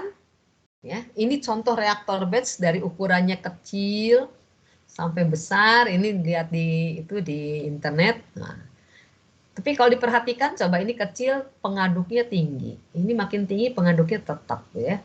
Besar juga pengaduk nggak kelihatan. Nah, itu bisa beda-beda, itu kan hanya aksesoris saja, gitu ya. Nah, kita punya reaktor besar kalau di Gadesa, ukurannya dari yang 200 ml, 100 mili volumenya, 250, 300, kemudian 800 mili, kemudian 3 liter, 20 liter, dan 200 liter. Yang 200 liter kami nggak bisa tempatkan lagi di Labtek 10 karena tempatnya penuh, kami nitip di lab motor bakarnya FTMD. Sedih ya sampai nitip-nitip karena memang tempatnya yang tidak memungkinkan, jadi kami nitip di tempat orang lain, di lab lain. Sebenarnya kami ingin dipasangkannya di Labtek 10 supaya jadi etalase juga bahwa kami adalah program studi yang betul-betul teknik, ya. Nah, tetapi tempatnya yang tidak memungkinkan. Teknik pangan dan teknik bioenergi dari sejak awal sudah direncanakan. Nanti kita akan punya gedung yang khusus sehingga bisa sama seperti di Labtek 10. Ada lab yang besar untuk lab pilot. Tetapi gedung itu nggak tahu kapan bisa direalisasikannya. Karena kalau mendirikan gedung kan ITB harus mencari dana, kemudian ada waktu juga untuk pendirian gedungnya. Mungkin 5 tahun lagi katanya, ya. Tapi jangan khawatir. Peralatan-peralatan yang sudah ada di laboratorium kita sudah mengakomodasi atau memikirkan skala yang cukup besar. Jadi kalau kalian nanti sudah ada di lab, mau belajar tentang pompa, kita pompanya tidak pompa yang kecil lagi, tapi pompa yang udah kayak beneran, sehingga si reservoir atau storage yang nanti airnya atau material cairnya akan dipompakan, itu kira-kira volumenya 500 liter. Nah, kita juga walaupun labnya masih kecil, tidak lab pilot, tapi 500 liter. Kemudian kita juga punya autoclave atau reaktor batch, ya, sama seperti ini reaktor batch ya, autoclave. Saya lupa ya volumenya berapa, pokoknya mungkin sekitar 500, enggak 500 liter enggak ya, 200 liter mungkin ada autoclave. Kalau yang di ITB dengan pengaduknya yang dari atas gitu ya bedanya, jadi tinggi kayak gini nih, ada pengaduknya. Tapi kalau yang di Jatinangor autoclave nggak pakai pengaduk yang dari atas seperti itu, gitu ya. Tapi volumenya besar. Jadi kita sudah mengakomodasikan pendidikan ini untuk memang tujuannya skalanya besar. Jadi tidak gelas-gelas kimia lagi, tapi sudah ada alat-alat dengan skalanya yang besar. Ya. Kemudian ini barangkali bagaimana penampilan di pabriknya, apakah diberdirikan seperti ini, gitu ya? Nah, biasanya tidak. Ya, biasanya tidak, tapi mungkin begini nih. Saya lihat di PT Sil. PT Sil itu Sinkona Indonesia Lestari yang mengekstrak kulit kina untuk mendapatkan kinidin. Ya. Di antaranya nanti ada kinidin klorida, kinidin sulfat gitu. Di antaranya adalah esen untuk Coca-Cola. Ya, esen untuk Coca-Cola diproduksinya di pabriknya di PT Sil, ada di Subang.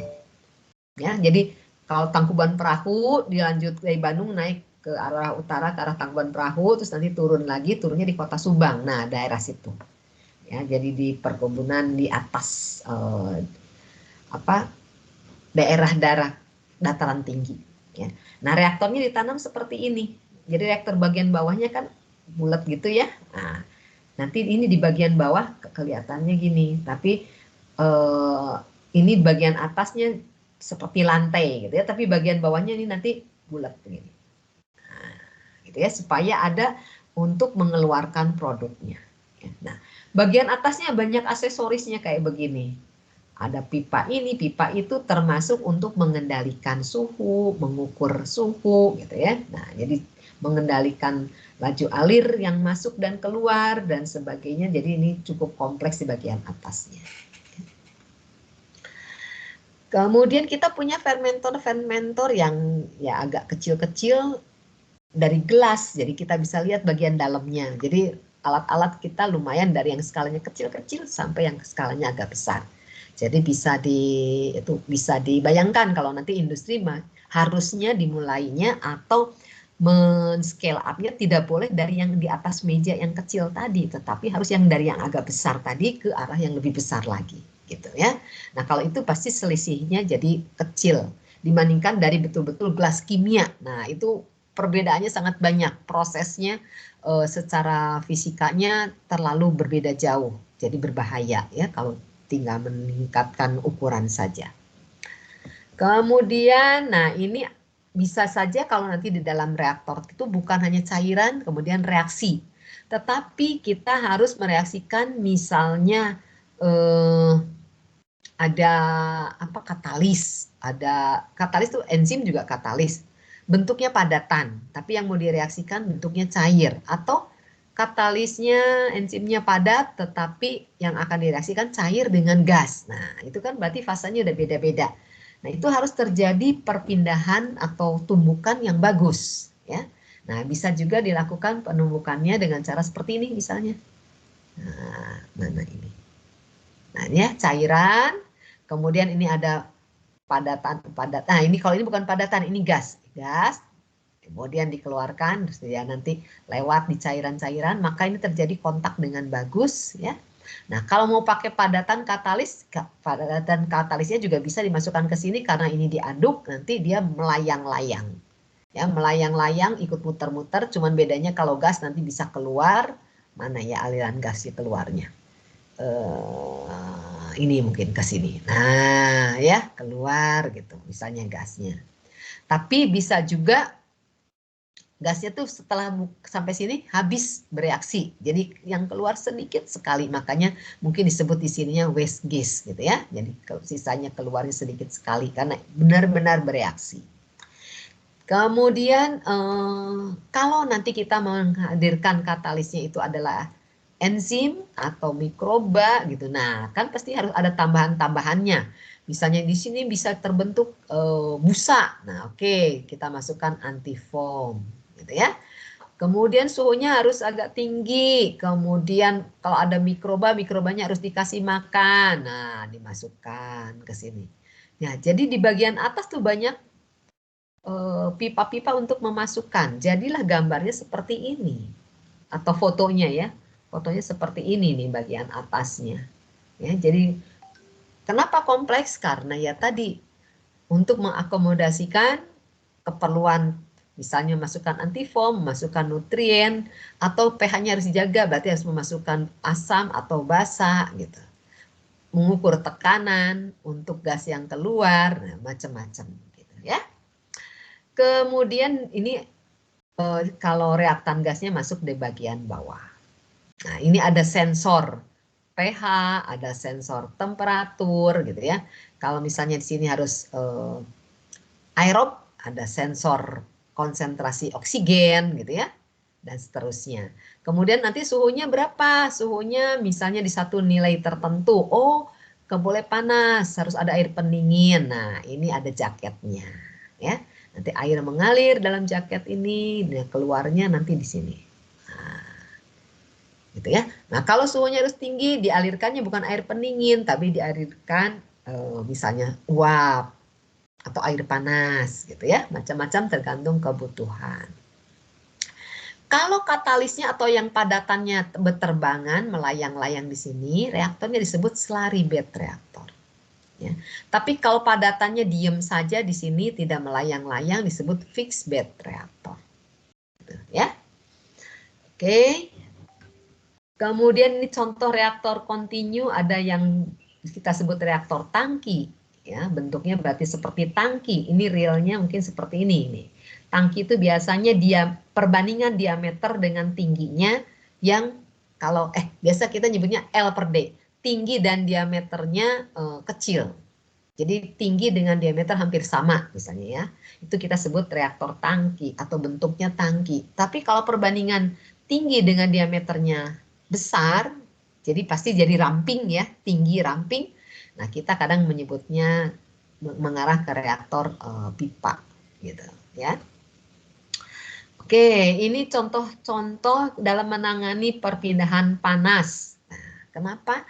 Karena reaksi itu kan ada yang sangat endoterm atau sangat eksoterm. Berarti panas yang dipasok atau panas yang dikeluarkan itu menjadi sangat krusial.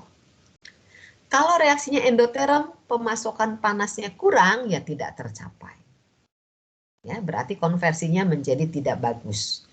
Kalau dia eksoterm, berarti melepaskan panasnya tidak dikelola dengan baik, ya itu juga nggak bagus. Gitu, ya. Nah, jadi dalam mengelola bisa banyak macamnya. Nanti ini akan belajar di perpindahan panas.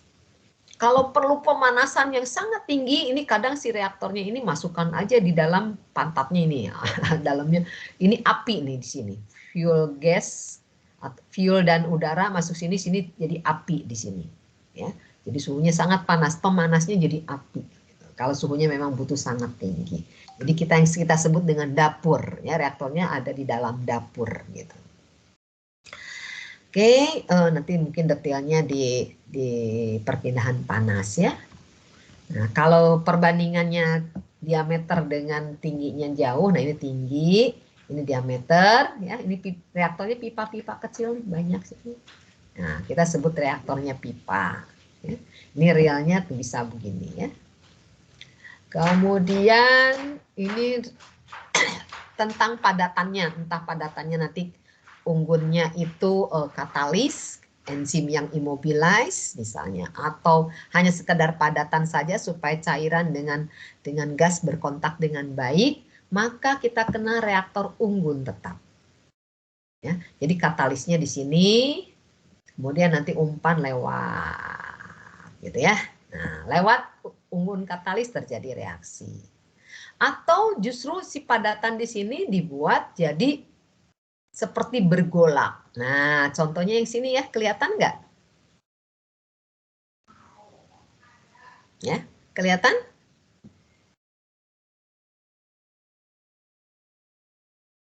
Halo? Iya, terlihat. Nah, ini padatan, ini jadi bukan cairan ini padatan ya. Nah, gasnya ngalir dari bawah, ini mirip dengan ini.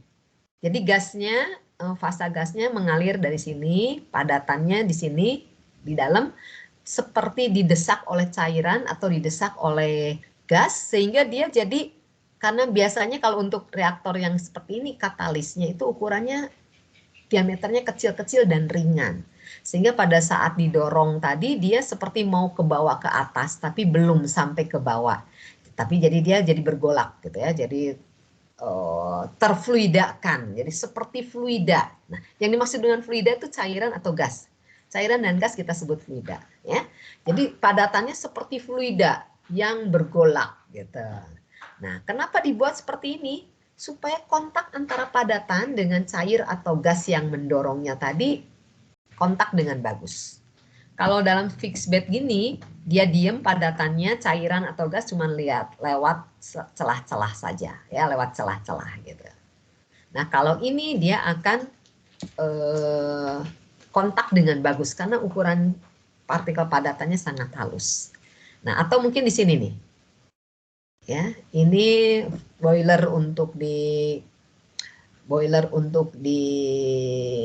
pabrik untuk pendirian atau untuk pembangkit listrik. Nah, misalnya ini batu bara atau serbuk ya, es batu bara halus-halus kemudian nanti didorong oleh udara terjadi pembakaran gitu ya. Nah, supaya terbakar semua, kalau batu baranya satu terbakar kan bagian luarnya, bagian dalamnya enggak. Tapi kalau dibuat dengan dalam bentuk seperti abu, seperti debu, nah itu akan kontak dengan baik ya.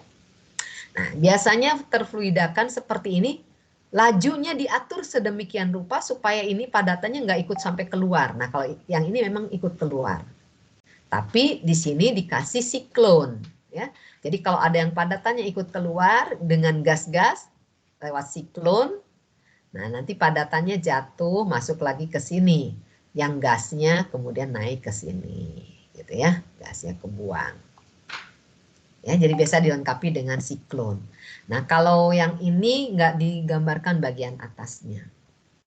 Nah, itu yang disebut dengan unggun terfluidakan atau fluidized bed reaktor. Ya. Yang mana yang dipilih? Ya tergantung kebutuhan. Ya. Nah, biasanya untuk reaktor-reaktor yang katalisnya cepat terdeaktivasi, itu banyak yang menggunakan sistem ini. Kenapa? Nanti dengan kecepatannya agak tinggi, ini memang sengaja katalisnya supaya keluar, kemudian nanti jatuh. Nah ini tapi tidak masuk ke sini dulu, masuk ke dalam regenerator untuk diregenerasi, kemudian baru masuk ke sini yang sudah diregenerasinya. Jadi orang tidak usah mematikan reaktor, diregenerasi, tapi itu udah otomatis jadi satu siklus, gitu ya. Jadi kapan pakai ini, kapan pakai itu ada beberapa pertimbangan. Oke, sampai situ ada pertanyaan?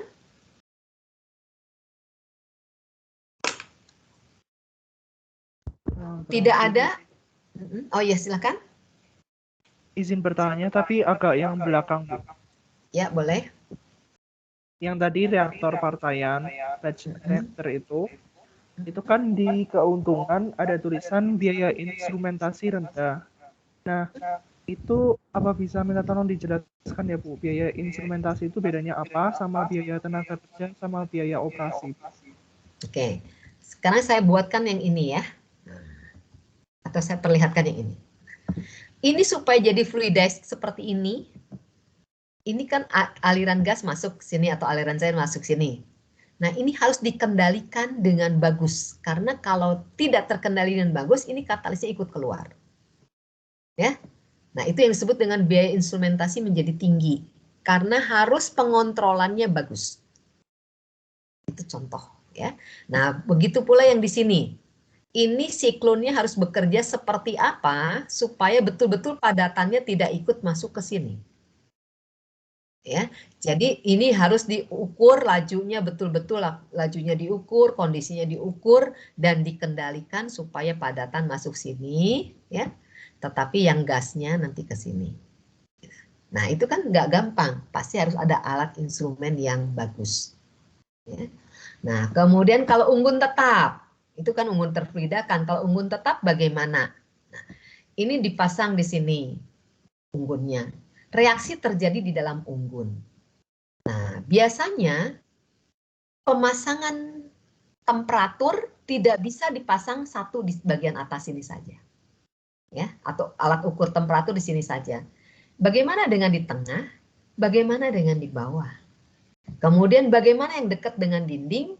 bagaimana yang dekat dengan pusat. Nah, jadi alat pengukurnya banyak. Ya, itu yang disebut dengan biaya instrumentasi menjadi tinggi. Nah, bagaimana dengan yang batch? Nah, yang batch kan gini. Nah, kan seperti ini ya. Nah, ini kan. Ini karena dia teraduk dengan baik, kita pasang alat ukur di sini, pasang alat ukur di sini, pasang alat ukur di tengah, pasang alat ukur di pinggir, itu hasilnya nanti sama. Jadi cukup pasang alat ukur satu saja. Kalau bukan percobaan, kalau percobaan dipasang di beberapa supaya untuk meyakinkan bahwa nilainya sama. Jadi alat ukur cuma satu. Bisa dibayangkan jadinya kenapa biaya instrumentasinya jadi rendah? Iya Bu, mengerti Ya. Bu. Terima kasih Bu. Oke. Nah, kemudian kalau biaya tenaga kerja, karena nanti reaktornya dihentikan, dikeluarkan. Waktu keluarkan, orang yang mengerjakan. Selesai dicuci, orang lagi. Kemudian, oke, siap untuk berikutnya, masuk-masukan. Walaupun mungkin memasukkannya pakai pompa, tapi kan harus disiapkan. Ya, jadi tenaga kerjanya banyak. Tapi kalau yang manual, semua pakai sistem kontrol. Yang manual, yang continue pakai sistem kontrol saja. Maka semuanya ya udah tinggal nunggu saja. Bener nggak lajunya yang masuk sekian? 1 liter per menit misalnya. Ya udah tinggal dilihat. Yang keluar harus 1 liter per menit supaya di dalam reaktor tidak terjadi banjir, tidak overload. Jadi laju masuk 1 liter, keluar harus 1 liter. Ya, nah itu kan kontrolnya nggak gampang. Ya, tetapi kalau sudah ada pengontrolnya, orang tinggal lihat saja. Nah kalau batch nggak usah diatur 1 liter atau 2 liter, karena kan yang penting masuk semua selesai gitu. Ya, tapi kalau continue, laju masuk dengan laju keluarnya harus dibuat sama supaya tidak terjadi peningkatan jumlah di dalam reaktor jadi luber. Atau laju masuk lebih kecil dari laju keluar, nanti jadi kosong tangkinya. Nah itu kan nggak boleh, harus dikontrol.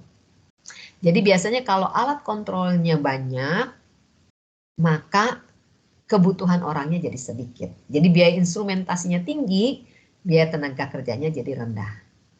Tetapi kalau batch, instrumentasinya yang rendah, tapi biaya tenaga kerja pasti harus tinggi. Kebalikannya. Ya, maka dari itu ada industri padat modal, ada industri padat teknologi. Padat karya dengan padat teknologi. Kalau padat karya, instrumen tidak perlu bagus, jadi murah, sederhana, tetapi yang bekerjanya yang butuh banyak. Kalau padat teknologi, instrumennya harus bagus, pengontrolannya bagus, tenaga kerjanya sedikit saja. Gitu ya. Ya Bu, terima kasih Bu. Oke. Ada lagi? Bu, maaf mau nanya. Mhm. Setahu saya itu kalau biaya operasi kan biasanya ada biaya tenaga kerja ya Bu. Kalau itu tadi maksudnya gimana ya Bu? Ya itu tadi, kalau tenaga kerja karyawannya banyak kan harus bayarnya banyak kan? Ya. Berarti kalau biaya operasi itu mencakup apa aja ya Bu? Nah, biaya operasi mencakup apa? Biaya operasi itu kan kita beli bahan baku, bahan pendukung, termasuk biaya operasi. Kemudian ada utilitas, misalnya listrik, air, gitu ya, biaya operasi. Kemudian tenaga kerja, karyawan yang kita kerjakan, itu biaya operasi. Kemudian biaya pemasaran juga termasuk biaya operasi. Nah, intinya biaya operasi itu adalah biaya yang harus dikeluarkan pada saat pabrik itu berjalan. Kalau pabriknya tidak berjalan, nggak usah dikeluarkan. Nah, itu termasuk biaya operasi jadinya. Kalau pabriknya berhenti, kan nggak usah beli bahan baku, nggak usah bayar utilitas, gitu. Nah, itu biaya, berarti utilitas bahan baku termasuk biaya operasi. Jadi nanti ada fixed cost, ada variable cost. Ya. Atau sekarang istilahnya jadi ada capex dan satu lagi apa ya? Capex dan opex. Nah, Capex itu capital. Apa ya singkatannya? Capital. Pokoknya komponen modal. Satu lagi OPEX. Apa ya, Wawan? Expenditure. Nah, Pengeluaran capital, pengeluaran modal. Capital, Capex jadi modal. Satu lagi OPEX yang berhubungan dengan operasi. Ya, zaman saya kuliah dulu istilahnya nggak ada Capex OPEX. Taunya cuma fixed cost dan variable cost. Dan sekarang istilahnya mungkin lebih dikenal dengan Capex dan OPEX. Gitu ya. Tapi bukan berarti kalau pabriknya berhenti karyawannya semua nggak dibayar gitu. Sebenarnya nggak semuanya begitu. Ada bagian yang tidak bergantung kepada beroperasi atau tidak beroperasi tetap harus dibayar karyawannya. Contoh pabrik yang berhenti karena mungkin bangkrut mau dijual kan satpam tetap harus ada ya jaga. Nah itu kan termasuk fix. Beroperasi pun tetap tidak beroperasi pun tetap dia harus keluar uang untuk bayar orang seperti itu yang pekerjaannya seperti satpam tadi. Oke, ada pertanyaan? Nah, waktunya tinggal sedikit lagi merangkum ini semua. Satu lagi, satu lagi. Tadi. Nah, ini bisa kalau biasanya sangat endoterm atau sangat eksoterm, reaktor-reaktornya kadang dibuat kecil-kecil seperti ini. Ya, jadi reaktornya kecil-kecil seperti ini. Nah, supaya perpindahan panasnya bagus. Kalau terlalu besar, nanti yang bagian luar terpanaskan atau terdinginkan, bagian tengahnya enggak. Nah, jadi dibuat diameter reaktornya jadi kayak pipa kecil-kecil tapi banyak. Karena kan kapasitasnya tetap harus besar, tapi ukuran reaktornya diameternya kecil-kecil supaya perpindahan panasnya bagus. Jadi dibuat multi tube gitu. Nah, multi tube ya. Kadang ada reaktor yang seperti itu. Ya. Nah, itu pengantar reaktor saja. Saya punya satu video, walaupun tidak terlalu bagus atau tidak terlalu lengkap, tapi lumayan lah ya. Barangkali kalau video nontonnya nggak terlalu bosan. Di Edunext sudah saya pasang. Apakah sudah bisa dilihat, diklik? Pengantar reaktor industri. Ini seperti merangkum dari yang bab ini.